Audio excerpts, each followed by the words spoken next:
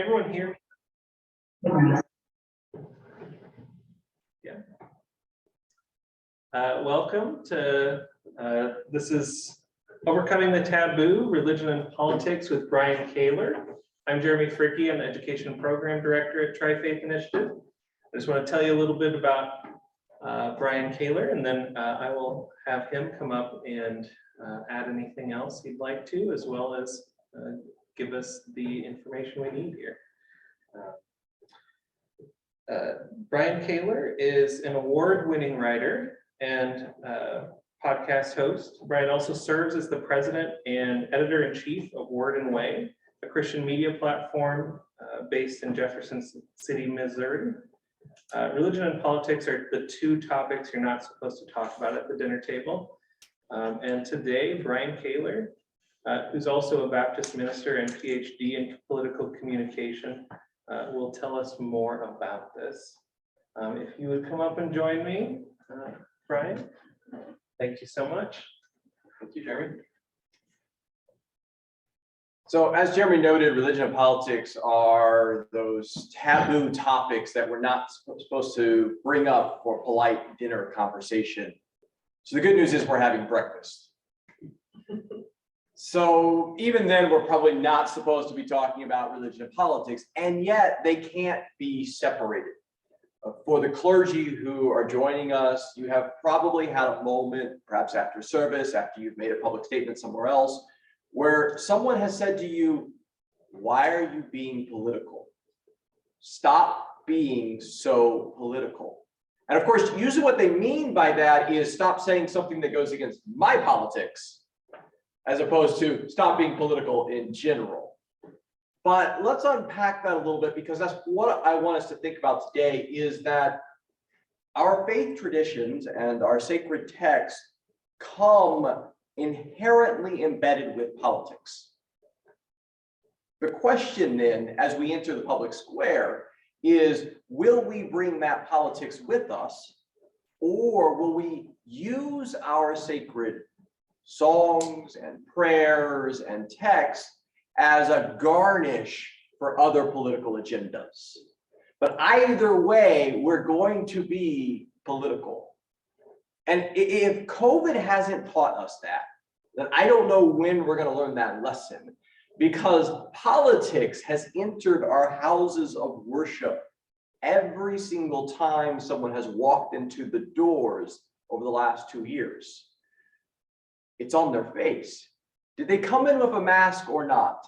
Politics has come into the house of worship at that moment. Whether or not people are even coming into the building over the last 2 years has very much been a political moment. And then particularly if you're in a community like the one I live in, where local and state officials passed very few public health laws regulating public assemblies in general, or houses of worship more specifically. And so then if a house of worship makes a decision for the safety of the community, out of love for their neighbor, to meet online or to meet outside somewhere if the weather was nice, to not gather inside the sanctuary or the holy space, especially during the peak of the COVID viruses or one of the surges that we've seen, that's a spiritual decision, yes, coming out of your faith tradition of saying, we want to keep people safe, we want to love our neighbor. It's also a political decision, because it's a subtle critique of those who haven't made the rules that were necessary in our own communities. And it's a subtle critique of the religion and the political decisions of other congregations that were holding super spreader events early in the pandemic. And we saw those in the news. In fact, there was some periods in the pandemic where there was actually a strong correlation between attending worship and getting COVID, because so many of these events were still happening. These religious gatherings were happening, and that was part of what was feeding the virus. And I think this is a good example for us of thinking about religion and politics, because the virus doesn't care about the content of what you're saying. Right? COVID doesn't, as it's going through the air, I know we've all been reading about COVID, but I'm still not a scientist. All right, well, let's just pretend with me. It's going through the air, these little droplets, right? And as it's going through the air, it doesn't come to the door of a house of worship and be, oh, I hear religious songs. I'm going to, go on down to the rock concert down the street, right? It doesn't care about the content.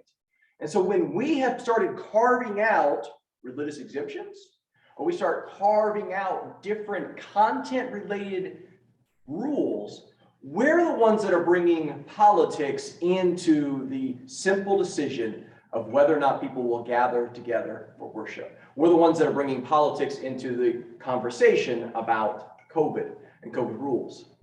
And so what we're finding is that even the simple decision of gathering to worship is very much political. Now, this is something that they know in other countries. There are countries where we don't have the same level of freedoms that we enjoy here in the United States. And so they know that when they gather to worship, that is a political decision, not just a sacred one. It's one that could get you in trouble. Russia and Ukraine have been in the news a lot. And Russia, long before this invasion of Ukraine, has been persecuting religious minorities. Jehovah's Witnesses have been particularly targeted, Muslims, but also Pentecostals and Baptists have been the next two largest groups that have been targeted by the anti-evangelism and anti-missionary laws that Putin signed about 5 years ago. And so we've seen hundreds of people each year that have been arrested and fined simply for telling others about their faith. Churches and other houses of worship have been shut down for not having proper signage.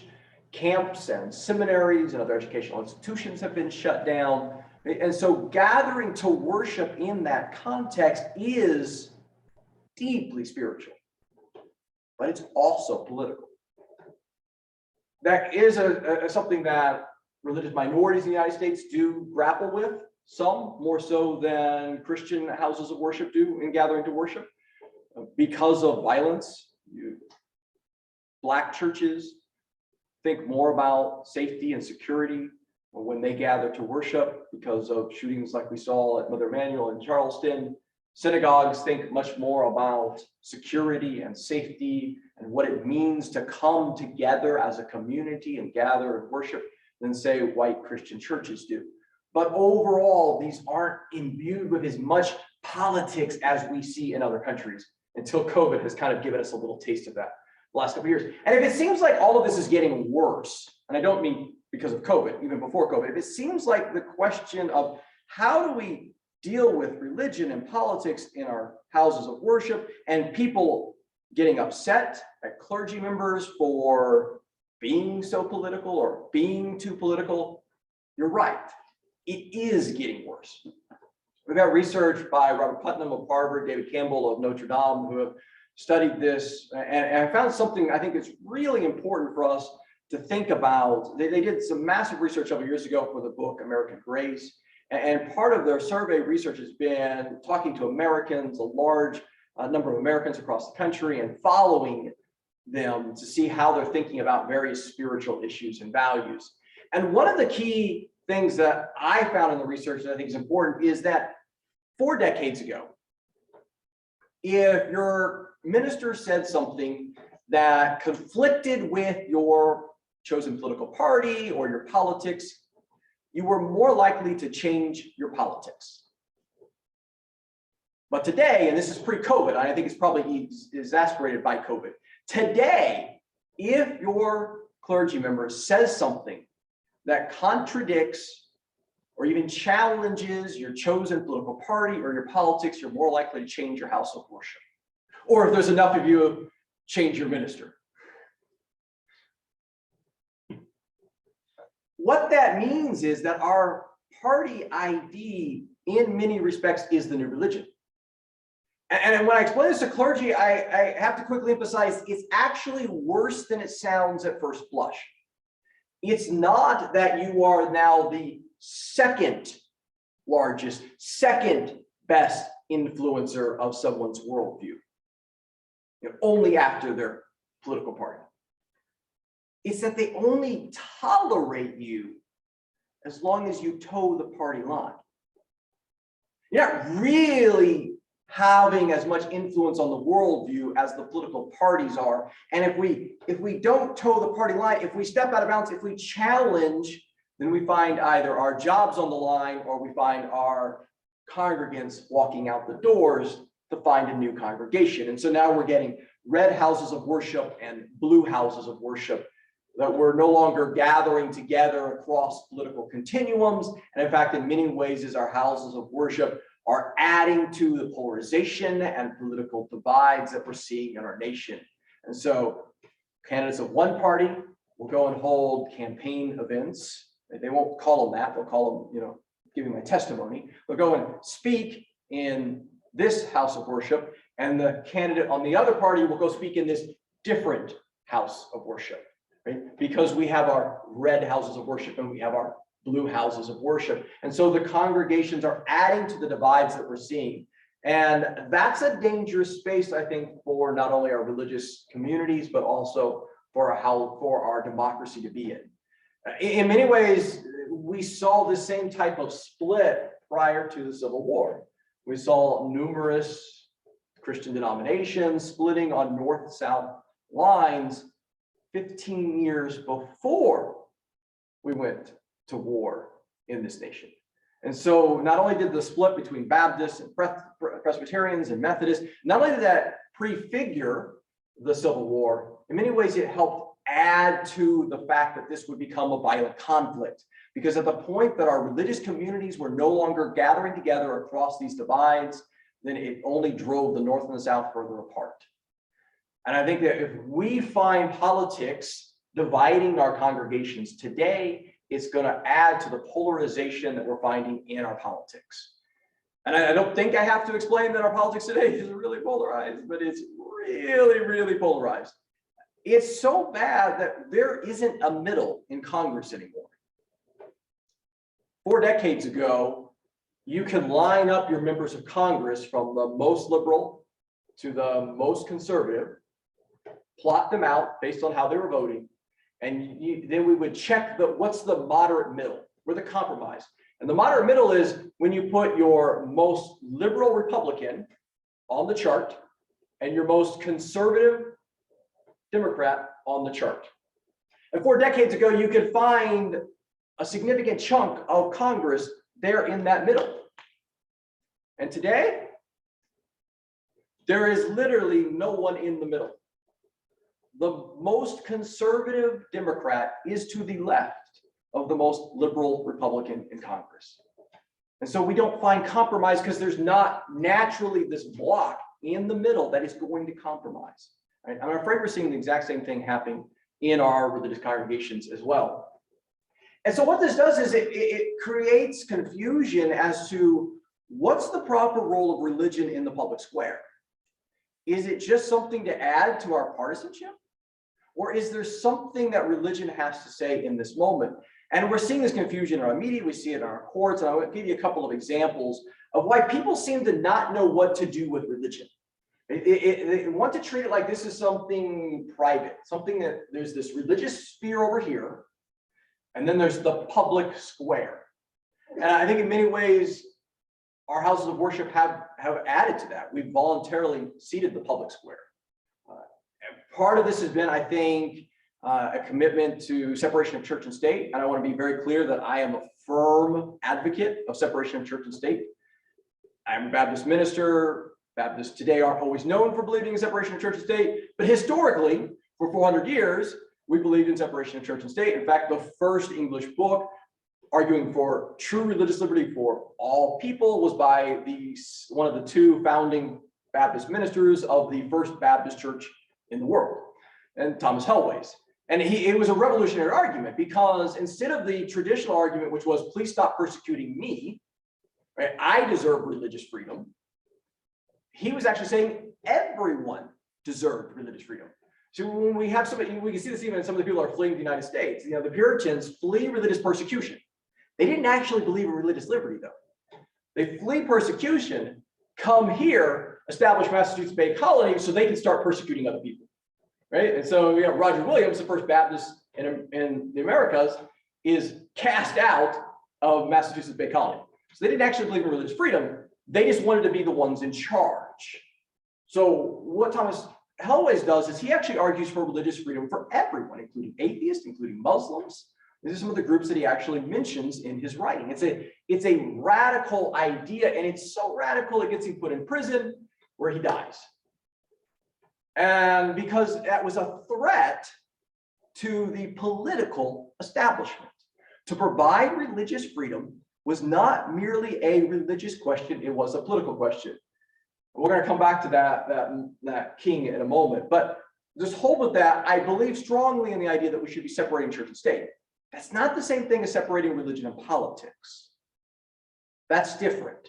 And what I wanted to suggest is that we can't truly take the politics out of our religion. And let me give you a couple of examples. So the last day of January in Missouri, I live in the capital city, Jefferson City, and in the state capitol building, there was a big anti-vax rally. You've probably seen these types of events on the news, the signs, the sayings, the conspiracy theories, so on and so on. This one was a little bit different because it was actually a religious anti-vax gathering. I mean, religion has crept into a lot of these. And so there are prayers, there are hymns, all to kind of push this anti-vax message. But it was a very narrowly tailored event. It was designed to protest the appointment of a state health director because he thought the vaccines worked. He wasn't even for vaccine mandates, just the fact that he thought vaccines were good and masks were good was enough that they wanted to oppose his nomination. But then there's this moment that as they have their event in the rotunda, and they go to the hallway and they've got their chanting and their signs, all the senators and the nominee have to walk past the gauntlet in the hallway, gets to the hearing room. And right when the door closes and the hearing's about to start, the protesters, the crowd in the hallway, start chanting what in the tradition we call the Lord's Prayer. And it's so loud, you can hear it in the hearing room, and even on the microphone picks it up in the hearing room, the chanting in the hallway to go over the live stream. And I have to admit, I spent some time stopping to reflect on that moment. I'm like, what in the world is happening? And I think I actually tweeted, what in God's name is happening here? And because it's like, why are they chanting the Lord's Prayer to protest the appointment of a state public health director? But then I was almost even more concerned when I saw the news coverage the next day, because it was like it didn't happen. This was a political protest and the religion wasn't there. And I think it's because our reporters didn't know what to do with that moment. I know they heard it, they were tweeting about it, and they were in the room, and some of them were in the hallway. One of them put a video on Twitter of the Lord's Prayer chant happening. But then when it came to writing the story, this was an anti-vax political event against a political appointee in the Capitol. And it's because, well, what do we do with this prayer? That's religion. That's something else. So it doesn't fit in the story. It messes up the narrative. And I think this is the confusion that we've had when we've tried to separate religion and politics. Because yes, that is an immensely political moment. Whatever you're chanting, if you're chanting something as a crowd in a state capitol during a political hearing to oppose a political appointee on some very significant public policy issues, that's a political moment. But they're saying the words that Jesus taught his followers to say.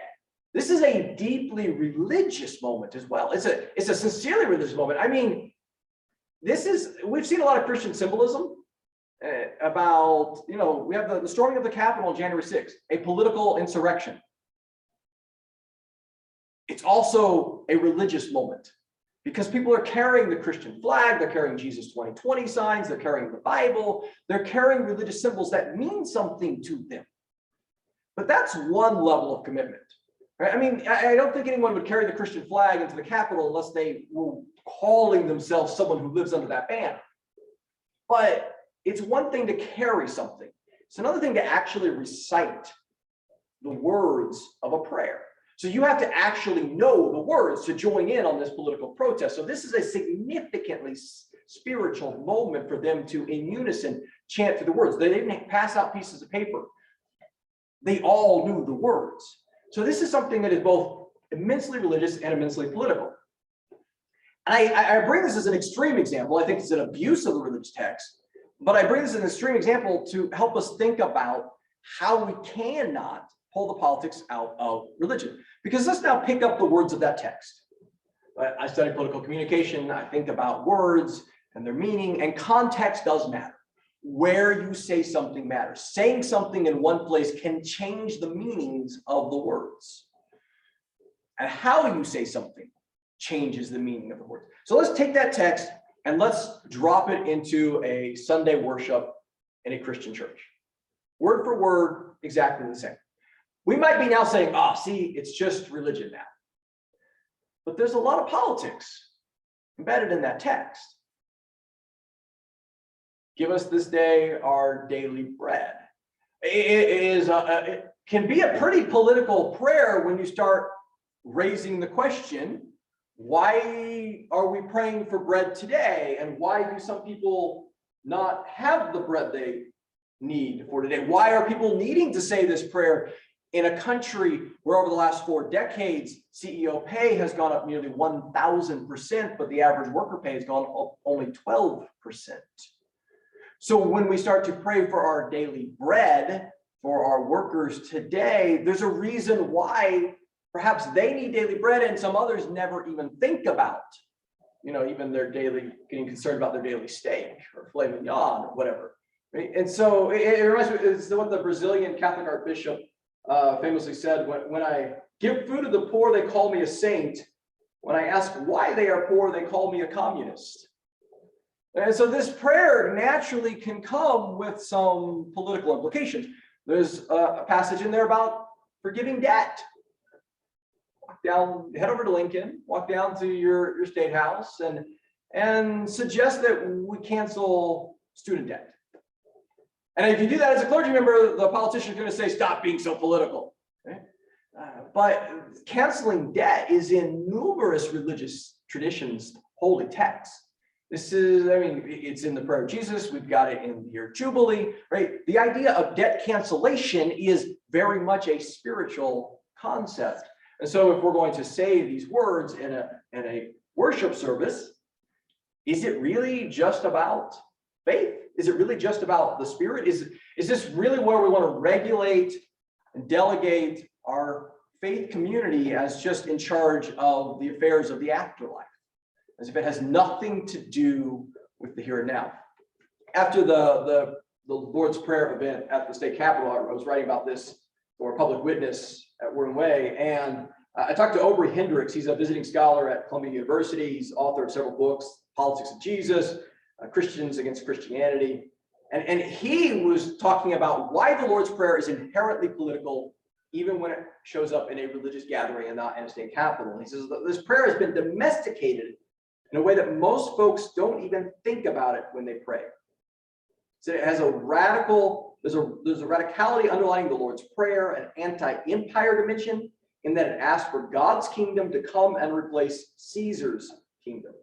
The Lord's Prayer is one that is concerned with the welfare of the people, that they be treated justly and equitably in society. And if we're talking about vaccines, for instance, we're talking about trying to get people to fulfill their responsibility to their neighbors. Jesus says, love your neighbor as yourself. Right? And so we have this prayer that, yes, can be taken into a political context and used, and I would argue abused, misused for partisan political purposes. But even when it's in a, quote, religious setting, it's still very much a political message. There are politics inherent in our religious text. But we struggle with this in our society. I'll give another example of this because it's in the news. The Supreme Court justices have agreed to hear a Supreme Court case. You'll probably hear more about it soon. And it involves prayer on a football field in Washington, the state of Washington.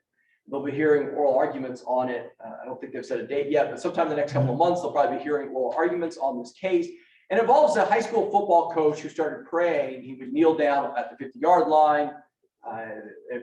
He was a coach at Bremerton. This is Kennedy v. Bremerton. And students started joining him. He started praying out loud. Sometimes he would give a little pep talk and devotional idea, and then he would do the prayer. So it became a big spectacle. More and more were gathering.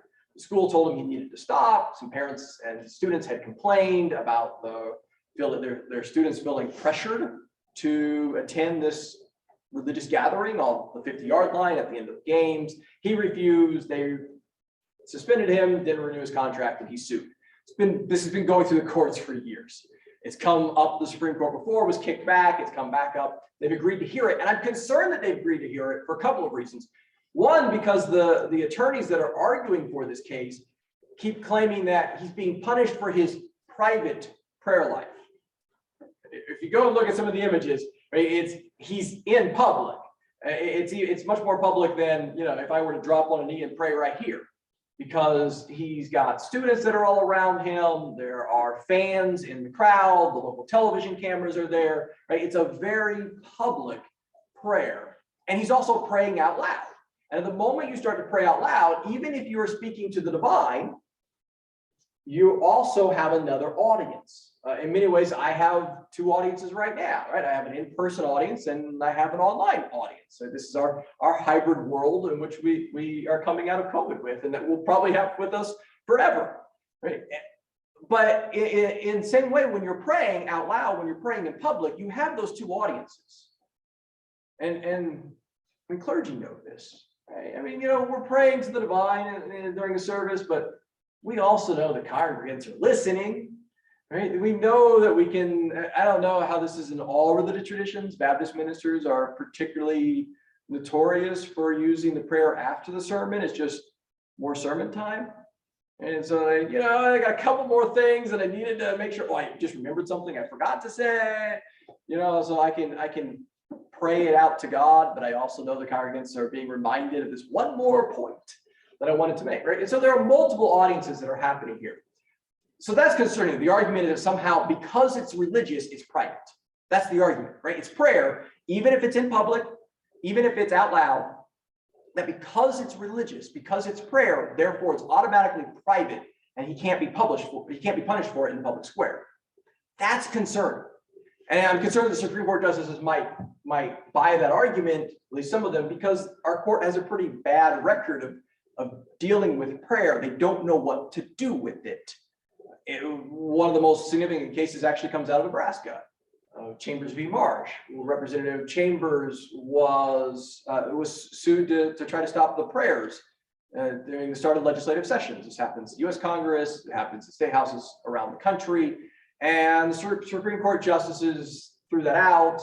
I think they were wrong. They've added to the errors of that case in later cases on prayer. And there seems to be this inability to recognize that if a prayer happens in a public space, it's no longer merely religious, and it's no longer merely private, that something else has happened.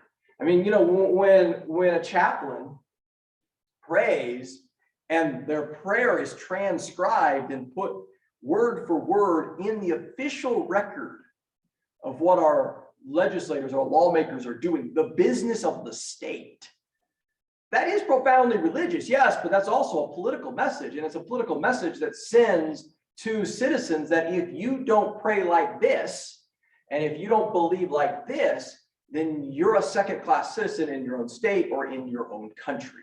That's a significant message to send, but it's something that the courts haven't always carved out or dealt with or understood. And so watch for that case, because as we see these conversations about the private sphere versus the public sphere, private prayer, right, is this attempt to push religion off to something that's private. And therefore, it doesn't have political implications. And yet, when we pray, it is deeply religious, but it can also bring political implications. I want to give one more example, and then I want to talk about how we got here. In our holy text, we also find politics embedded. It's not just the way we practice our faith by showing up to meet during COVID or not. It's not just the way we pray or where we pray, but even the way we read our holy text. And I'm going to give another example from the Christian tradition, because that's the one where I understand both the religion and the politics better. And that is in the translation of the moment that Christian churches will be marking soon, and that's the crucifixion of Jesus. In most translations today, Jesus is identified as hanging on a cross between two thieves, which is not something the Roman Empire did. Common thievery didn't get you on a cross. And it's also not what the Greek word says in the text. It's actually a rebel or a revolutionary or a guerrilla fighter or an insurrectionist. And so Jesus is crucified in the biblical stories in the place of the chief insurrectionist and between two other insurrectionists. I wrote about this last year at Word&Way about Jesus being crucified between two Proud Boys, right? Essentially, that you have the insurrectionists at the Capitol. That's the type of violent people that are trying to overthrow the government. It wasn't legitimate political discourse, right? It was an attempt to overthrow the government. That's when the Romans crucified people. And they would crucify thousands of men on a hill in a single day during the last couple of decades before the Common Era and the first couple of decades of the Common Era. And there were a number of sometimes religious movements, messianic movements. Sometimes there were more political movements, but attempts to overthrow the rule of the Roman Empire. And the way the Romans dealt with insurrectionists was they crucified them. But most biblical texts today say thieves. And that's a translation that comes from the King James Version of the Bible. We're back to that king that put Thomas Helways in prison for suggesting that everyone should have religious freedom. King James, literally the year that King James is giving his authorized translation, Thomas Helways is writing The Mystery of Iniquity, demanding religious freedom for all people. And King James was so upset by that book, and yes, we know he read it because Helways literally signed a copy and sent it to the king to make sure that he got it. And so then when he goes back to England, he's promptly arrested and put in prison where he dies. So the same king who's authorizing a translation of the Bible is throwing someone in prison for daring to suggest that church and state should be separate and that there should be religious freedom. That's a king who doesn't want insurrectionists going around. It's a king who might want to not inspire us to think about Jesus in that way. You see, in the Christian tradition, if Jesus is crucified between two thieves, then the common theology that emerges is, oh, well, he was innocent. He's crucified, but he was innocent. He wasn't a thief. If he's crucified in the place of an insurrectionist, between two insurrectionists, with a statement, King of the Jews, which is a Roman given title, right? The Romans were the ones who decided who the King of the Jews were. When King Herod was King of the Jews, he received that title from the Roman Empire. So that's a political statement. So they're saying this man has claimed something, has claimed authority, has claimed a title that only belongs to Rome's to give. That's insurrection. Maybe it wasn't violent, but it's still a revolutionary claim. It's still an insurrectionist claim. That changes the way we interpret the whole story now, because now it's no longer about an innocent man, and so now we're going to make it about the afterlife. This is about these teachings were viewed by the Roman Empire as insurrection. And I think even viewed by King James as insurrection. And so if you merely preach and teach these texts, political authorities are probably going to find them uncomfortable and even a challenge to their very authority. Which leads us to the question of how did we get here? How did we get to this place where we have created this Venn diagram of religion and the public square with no overlap, as if there is no politics in our religious texts, as if there are no natural political implications of our religious texts. And this is very much a modern problem. Our religious traditions have generally emerged out of a different era. Our holy texts have emerged out of a different era and a different culture that didn't have this divide, that pushed religion off into a private sphere.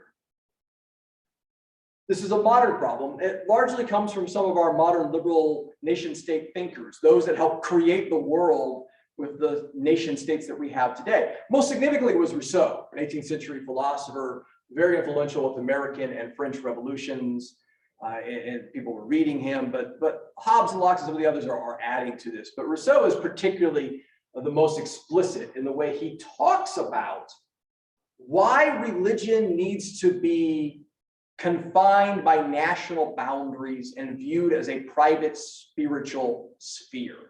And for Rousseau, it's all because he's trying to create a strong, sovereign nation state. That's his goal. He wants a strong nation. He wants national sovereignty. And how do you have national sovereignty? Well, you have to eliminate the threats. And Rousseau saw global religion as a threat for a couple of reasons. And now he's particularly, because of where he's particularly writing about Christianity.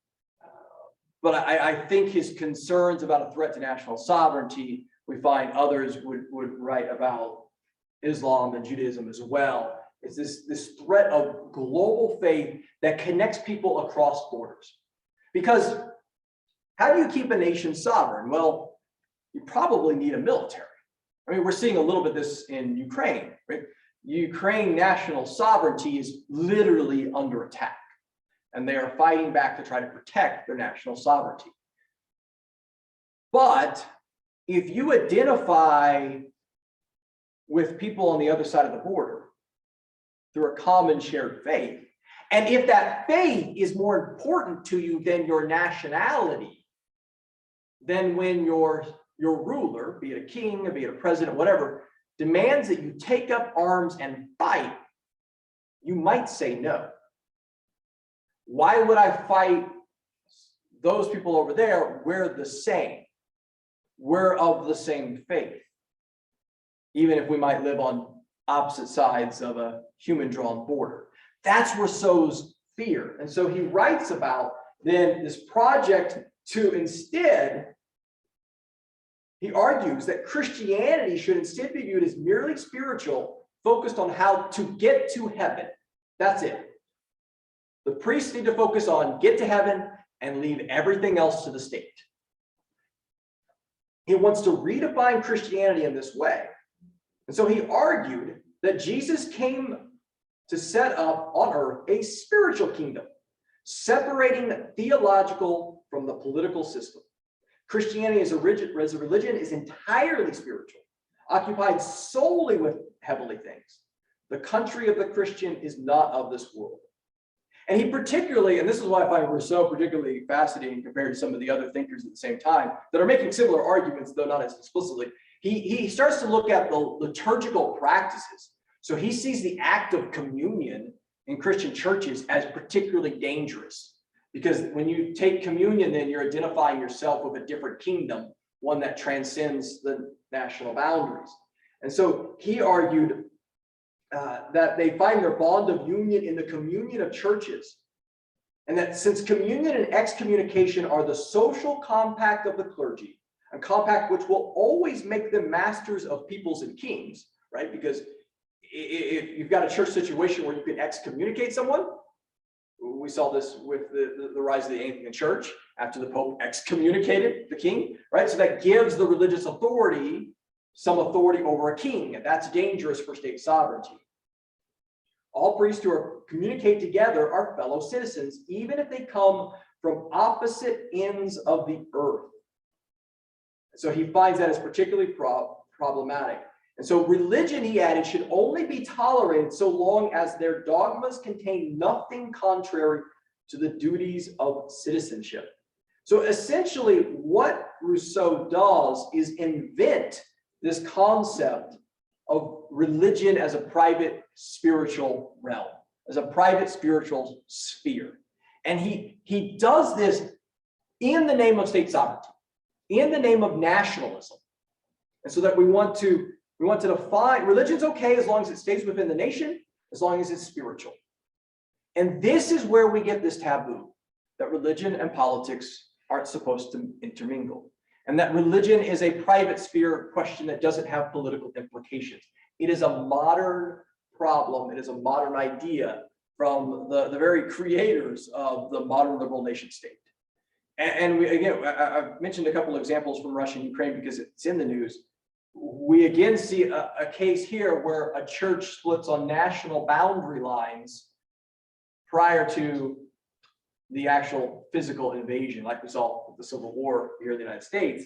The Russian Orthodox Church a couple of years ago split. And so there is still the Russian Orthodox Church based in Moscow, but the Ukrainian Orthodox Church is now an officially recognized Orthodox Union. They used to be under the auspices of Moscow, or the Russian Orthodox Church. There is now a Ukrainian Orthodox Church based in Kiev. And this happened precisely because you had a Russian Orthodox Church that was so nationalistically tied to Putin and that nation state that people began to feel that their very church was against their country. And so we've been pitting, even today, we are seeing the implications and the impact of seeing religion and churches as a project merely in support of the nationalistic project. And so my challenge to clergy and to other faith leaders as we think about this is to recognize that for the last 300 years, we essentially have the philosophers and the key thinkers who helped create and carve out the world in which we live in today, the idea of a modern nation state. And they felt that global faith was the biggest danger to national sovereignty. They saw a global faith, they saw a public religion as the greatest threat to nationalism. And I think it's time that we return the favor. And that we recognize that nationalism, and we recognize that this idea of pushing religion into the private sphere so that the state controls the public sphere is the greatest threat to our faith traditions. Because we don't come from faith traditions that define themselves historically on national boundaries, but that have members across the globe worshiping in the same way, worshiping the same divine. And we need to recognize that when we buy into this privatization of the spiritual life, that we are undermining our very teachings, we're undermining our very religious traditions. And so I'm hoping that we can find a way to reinvigorate the understanding of the inherent politics in our own faith traditions, in our prayers, in our holy text, because this is the way that we're going to help people to recognize the natural implications of their faith. And I recognize this is a hard project because if you're a clergy member, how much can you do in an hour on Friday, Saturday, or Sunday when cable news has your congregation the rest of the week? That's a heavy lift to detox the ways that people have been taught, that detox the politics that are infecting our worldview so that people are more likely to change their house of worship than they are to change their politics when the two come into conflict. But I think that that is the calling of clergy, is to help people to recognize that their faith is not just about the afterlife. It's not just something you believe internally and then, or you believe in your house of worship, and then you flip a switch when you walk out the door and head out into the rest of the world, right? That this is something that should be integral core to who you are as a human, that you cannot compartmentalize, you cannot separate, you cannot privatize your faith from the rest of who you are. Ultimately, that's just not going to be sustainable as a project. Ultimately, as a human, this clash from this compartmentalizing is going to fall apart. And you're just going to, well, that one's just not that important to me at all, after all. It was just something for Friday, Saturday, Sunday. It was just something that I believed in here. It was just something private. It really turned out to not be that important. So this idea of religion and politics as a taboo, I actually think is more dangerous than that. It's not that it's impolite. It's that it's a representation of the undermining of the value of spirituality and religion in everyday life. I know we've got a few minutes left, and I'm happy to take some questions to kind of flesh this out a little bit more as well. Yeah, we got, we'll do the one online first. Yeah, you can type in on the chat online or in person as well.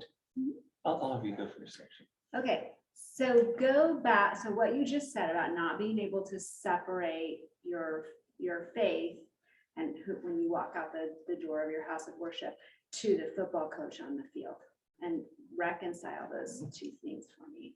Yeah, that's a great question. So this is where we get to the messy areas. And I think church-state issues are where we get messy versus like religion and politics. And so I'm very sympathetic. I understand why some people would want to codify their religion in state laws. Like, I get that, right? If this is something that's so valuable to you and you think this is so important, I understand why you would want to have other people follow those same ideas, right? I get that. And so same with the football coach.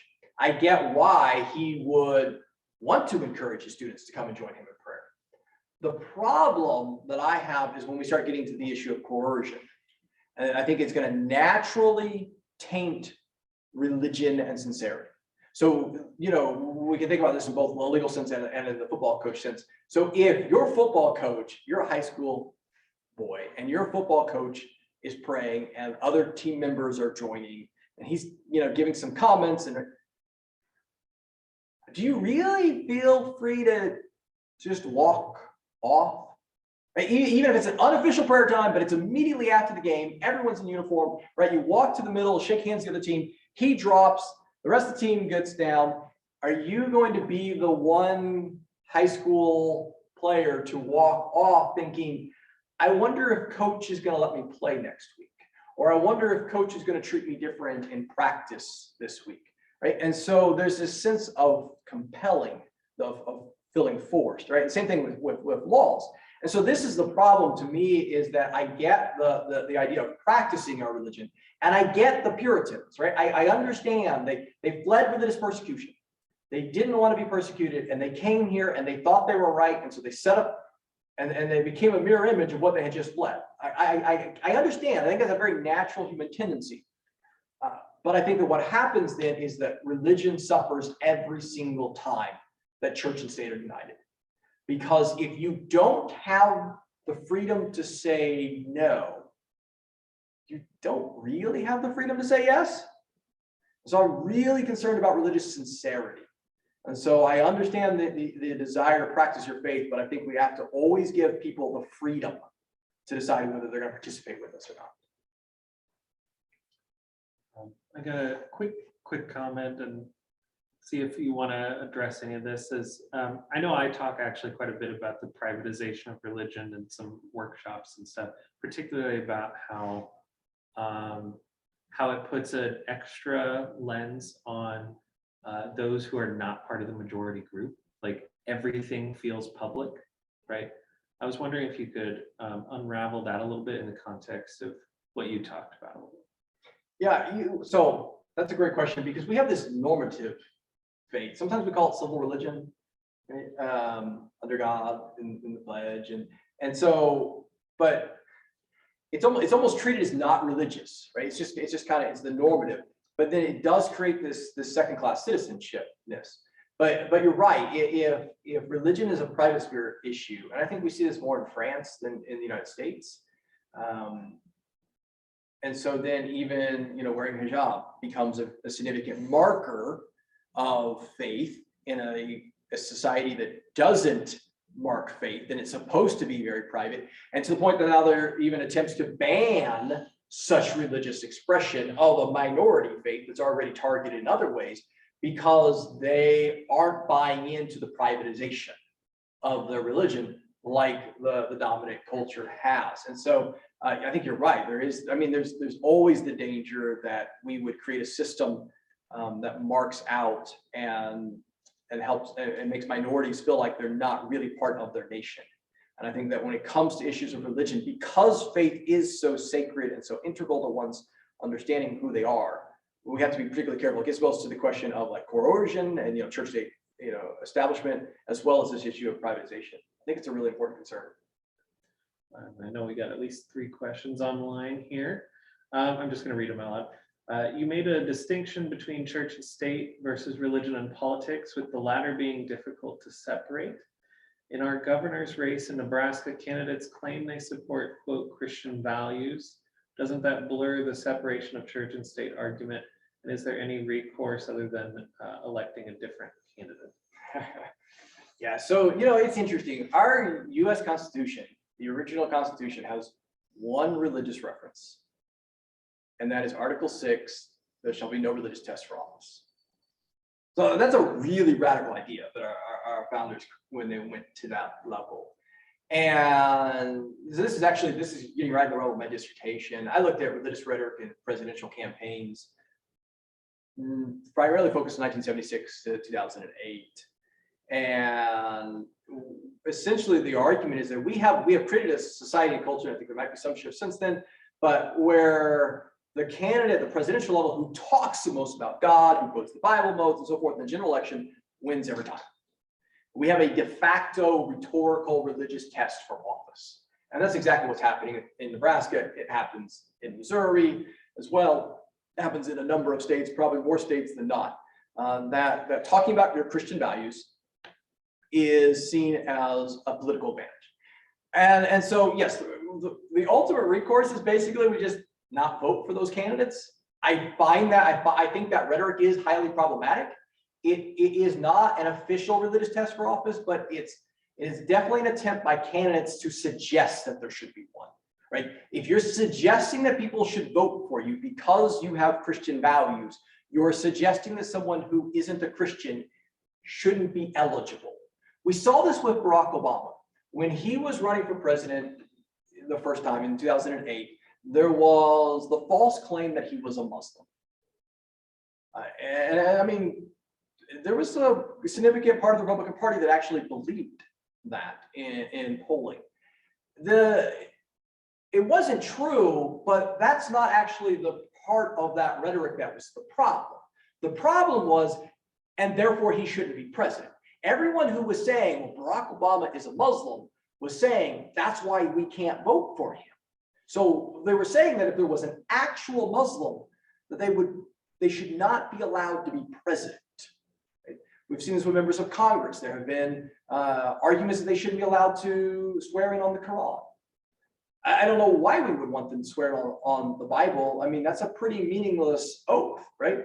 I mean, the whole point of swearing in on the holy text is that you're swearing on something that's sacred so that it gives weight to your words. If we're going to mandate that people swear in on the Bible, if someone doesn't believe in the Bible, that's a pretty easy oath to break. I swear on everything sacred in this book that I don't believe in, that I'm going to keep my word here, right? I mean, that's a meaningless oath.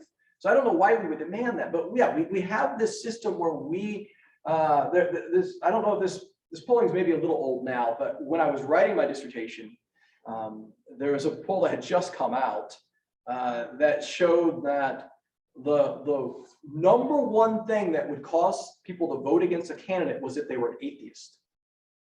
Ahead of scandals and affairs and abuse of office and all of those types of things. Like that was the number one thing that Americans were concerned about, was an atheist becoming president, right? So we clearly have a cultural rhetorical test for office, and the only way that ends is if we speak out against it, if we vote against it, so that people no longer see this as a winning strategy. And I urge those who think that they're winning something from this to recognize how their faith is being corrupted. If a candidate has to say they're a Christian to win, there are some people who won't pander in that way.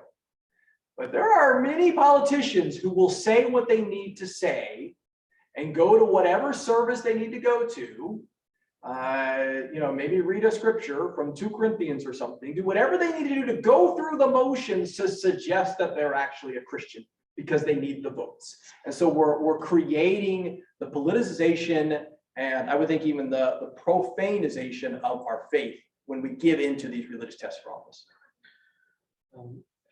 Another question kind of about what kind of guidance you would have around religion in the workplace, basically, particularly because this is religion itself is a difficult topic, politics itself is a difficult topic, and now you're saying that it's both. I'm all for essentialism. That's right. I have nothing but easy advice. So, Yeah, well, one thing I would say, just kind of as a quick aside on that, is that in the world of Facebook, people know more about you than they did 20 years ago. I mean, unless you just refuse further requests from your coworkers, which I don't know that that's necessarily gonna win you a lot of friends at your office.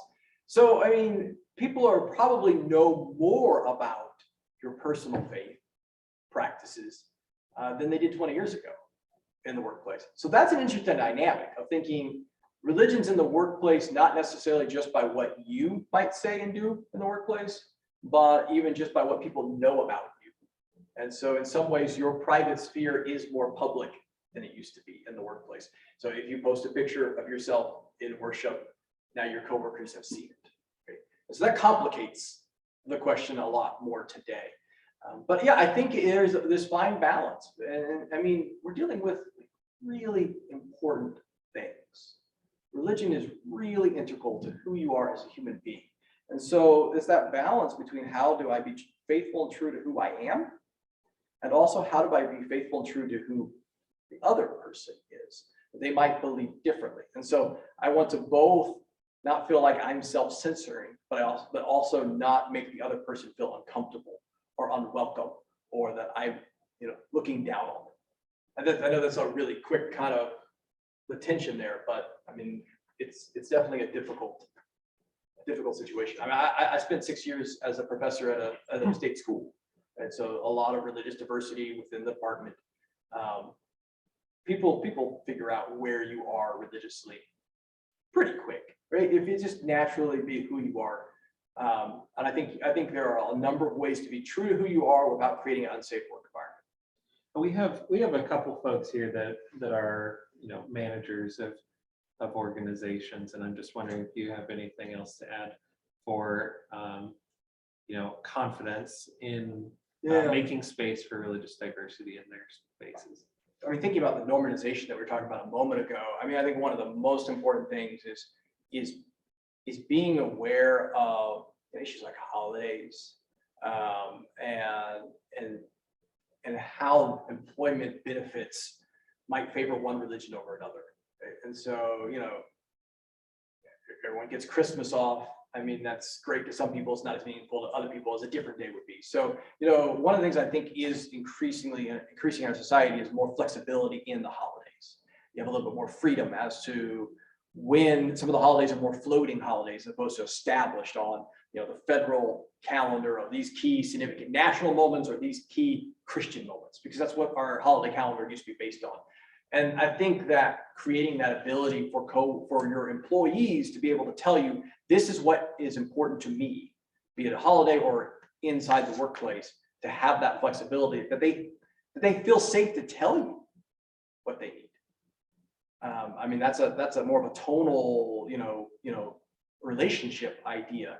But I think that's the only way we're going to move forward, is that people can tell us what it is that they desire to be their true self, as opposed to us just assuming. Right, for sure. Yeah, that's Tri-Faith Initiative's policy with religion in the workplace as well.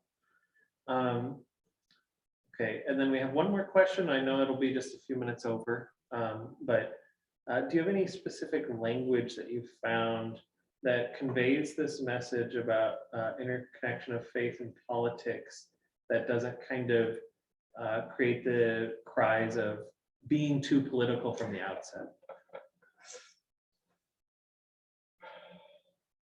Yeah, I mean, this may just be my personality. I tend to just lean into it, right? I'm Enneagram 8. What do you expect? I mean, I honestly, I think that's actually part of what I think we just need to educate ourselves more in our faith communities is to talk about Well, when we believe this, this is the natural implication.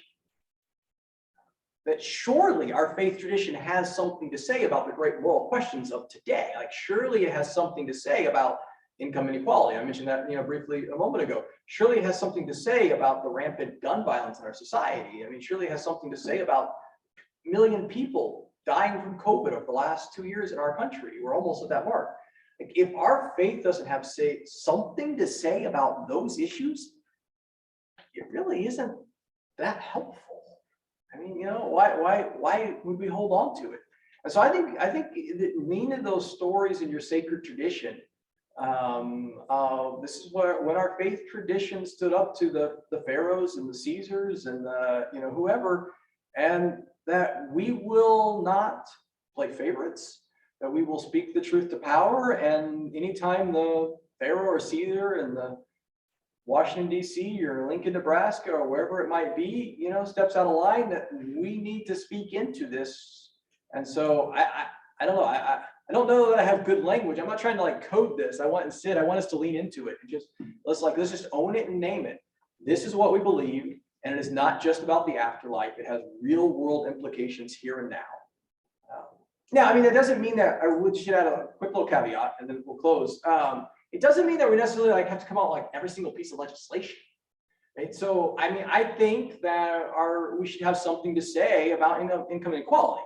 Now, a specific tax bill, may not, warrant advocacy of a congregation. You know what I mean? Because the details of legislation, or this candidate over that candidate, I'm very weary of that. I don't think we should be, picking.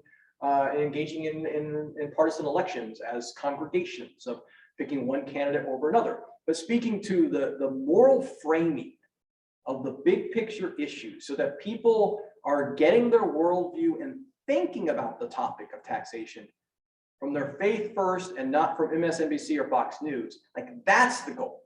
Like how do we get them to think first as a believer, as a first from their faith community, instead of first from the political party?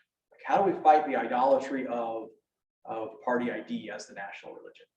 And so I would encourage people just to lean into it. And I mean, we're going to have this, yes, people are probably going to leave, but I think that in the long term, we're going to instead lose the vitality of our congregations if we continue to give up the public square. Thank you.